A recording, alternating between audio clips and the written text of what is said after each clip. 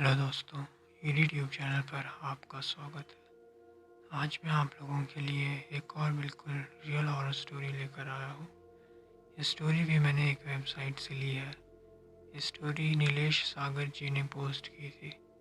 ये घटना उनके कॉलेज फ्रेंड की छोटी बहन के साथ घटी थी। तो ये स्टोरी मैं आपको नीलेश जी के पॉइंट ऑफ व्यू से ही सुनाऊंगा। तो चलिए शुरू करते हैं आज की कहानी। मैं अपने दोस्त और उसकी फैमिली में से किसी का भी नाम नहीं बताना चाहता, पर मैं जो भी चीज़ें आपको बताऊंगा उनमें से कुछ चीज़ें मैंने अपनी आंखों से देखी है। जो भी मैं आपको बताने जा रहा हूँ उसमें कुछ भी झूठ नहीं है, पर मानना ना मानना ये आपकी मर्ज़ी है। पर अगर आप में थोड़ी सी भी सहानुभूति है तो जो भी मेरे दोस्त की छोटी बहन के साथ हुआ उसे महसूस करने की कोशिश करना। यह घटना 2014 से 2015 के बीच में घटी थी। उस समय मैं अपनी बीटेक की पढ़ाई कर रहा था। मेरा कॉलेज में एक नया दोस्त भी बन गया था। वो लोकल था और अच्छी फैमिली से था। उसकी एक छोटी बहन भी थी और वो उस समय 6th क्लास में पढ़ती थी। मेरे दोस्त के घर आना जाना लगा रहता था और मैं उसकी फैमिली के साथ भी काफ़ी घुल मिल गया था।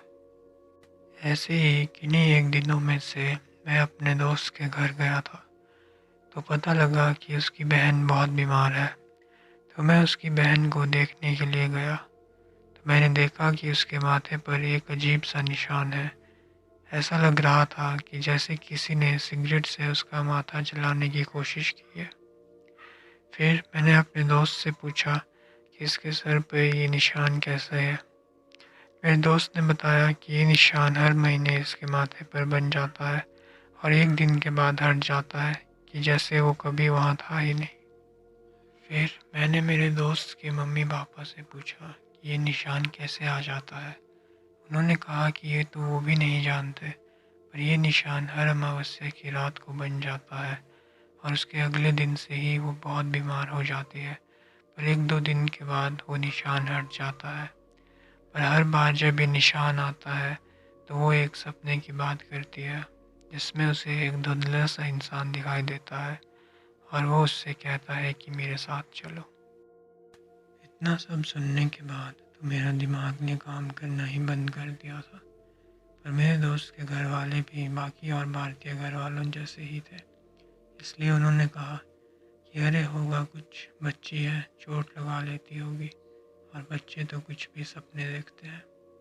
जब मेरे दोस्त के घर वालों ने ऐसा कहा तो हमने भी ज़्यादा इस बारे में नहीं सोचा। मेरे दोस्त की बहन के साथ ये सब चीज़ें होती रही, पर 2015 में ये चीज़ें बढ़ गई। और जब अक्टूबर 2015 में मेरे दोस्त के घर में कुछ फंक्शन था तो उस रात देर तक सब जाग रहे थे और उस रात अमावस्या की रात थी। तो फंक्शन ख़त्म होने के बाद सब मेहमान अपने अपने घर जाने लगे और सुबह 2-3 बजे तक सब जा चुके थे। उसके बाद मेरे दोस्त की बहन की तबीयत काफ़ी बिगड़ गई। उसकी मम्मी ने उसे संभालने की कोशिश की, पर उसने कहा कि उसे सोना है, और इतना कहकर वो वहीं पर बेहोश हो गई। मेरे दोस्त के घर वालों ने उसे उठाने की बहुत कोशिश की, पर वो उठी नहीं। पर उसने अपनी हाथ की मुट्ठी को ज़ोर से बंद करके रखा था। मेरे दोस्त ने उसे खोलने की कोशिश की, पर वो ऐसा नहीं कर पाया। उसे ऐसा लग रहा था कि जैसे उसकी बहन में अजीब सी शक्ति आ गई हो। बहुत कोशिश करने के बाद वो कामयाब हो गया। पर उसके बाद सबने जो देखा वो देखकर सब काफ़ी डर गए थे। मेरे दोस्त की बहन की हथेली पर 20 या 30 कटने के निशान थे और उसके थोड़ी देर बाद सबके सामने उस सिगरेट से जलने का निशान उसके माथे पर बन गया। उसके बाद सब उसे लेकर हॉस्पिटल चले गए। वो पहले लोकल हॉस्पिटल में गए और उन्होंने डॉक्टर को सारी बात बताई, और डॉक्टर ने उनकी बात पर यकीन नहीं किया और कहा कि ऐसा कैसे हो सकता है। उसके बाद वो रांची के अपोलो हॉस्पिटल में गए, पर वहाँ पर भी उनकी बात का किसी ने विश्वास नहीं किया। फिर उन्होंने अपने दोस्तों से और रिश्तेदारों से इस बारे में बात की और सलाह लेने की सोची। फिर उन्होंने किसी से तारापीठ मंदिर के बारे में सुना, और ये भी सुना कि वहाँ पर ऐसी सब चीज़ों का इलाज किया जाता है।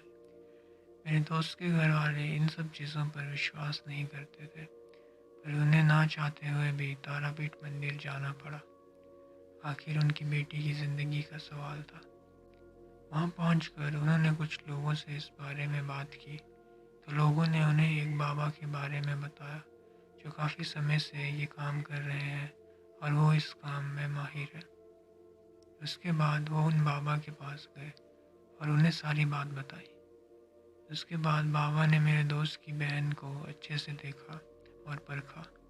उसके बाद उन्होंने बताया कि इस बच्ची ने 4 साल पहले किसी ऐसी चीज़ पर पैर रख दिया था जिस पे इसका पाँव नहीं पड़ना चाहिए था, और उस चीज़ में से एक शैतान ने निकलकर इसकी रूह पर कब्जा कर लिया है।